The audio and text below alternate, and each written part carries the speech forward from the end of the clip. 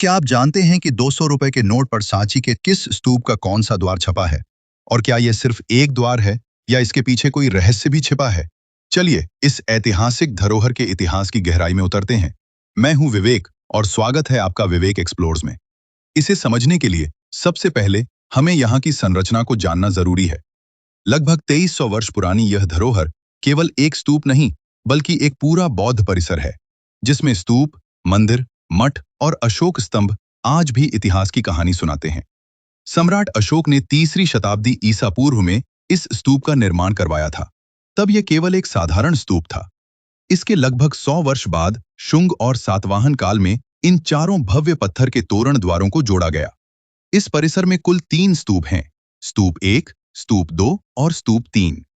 200 रुपए के नोट पर दिखाई देने वाला स्तूप इस पूरे परिसर का सबसे बड़ा और महत्वपूर्ण स्तूप है।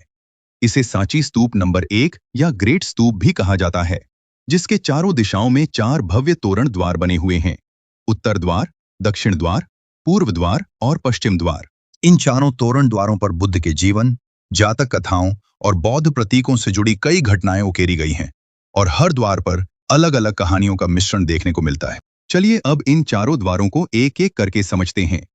सबसे पहले बात करते हैं सबसे महत्वपूर्ण और सबसे पुराने दक्षिण द्वार की। यही उस समय का मुख्य प्रवेश द्वार माना जाता था। यह द्वार सम्राट अशोक के बौद्ध धर्म से जुड़ाव, बुद्ध के अवशेषों के लिए बनाए गए स्तूपों की पूजा और कई जातक कथाओं को दर्शाता है। अब चलते हैं पूर्व द्वार की ओर, जो भगवान बुद्ध के जीवन की शुरुआत से जुड़ी घटनाओं को दर्शाता है। यहाँ बुद्ध का जन्म, राजकुमार सिद्धार्थ का महल त्यागना और बोधि वृक्ष के नीचे ज्ञान प्राप्ति जैसी प्रमुख घटनाएं दिखाई गई हैं। यह द्वार इसलिए भी खास है क्योंकि यहाँ बुद्ध के जीवन की सबसे महत्वपूर्ण घटनाओं की शुरुआत दिखाई देती है। अब चलते हैं पश्चिम द्वार की ओर, जिसका दृश्य आपको 200 रुपए के नोट पर दिखाई देता है, जो बुद्ध के धर्म प्रचार और उनके चमत्कारों से जुड़ी घटनाओं को दर्शाता है। इस द्वार के कई पैनलों में देवता, पशु और उस समय के लोक जीवन के दृश्य भी दिखाई देते हैं, जो यह बताते हैं कि उस युग के कलाकारों ने आम लोगों के जीवन को भी अपनी कला में स्थान दिया था। अब चलते हैं उत्तर द्वार की ओर, जो बुद्ध के जीवन के अंतिम चरण से जुड़ी घटनाओं को दर्शाता है। यहाँ बुद्ध का महापरिनिर्वाण, बुद्ध के अवशेषों का वितरण और बौद्ध तीर्थ स्थलों की पूजा जैसे दृश्य दिखाई देते हैं।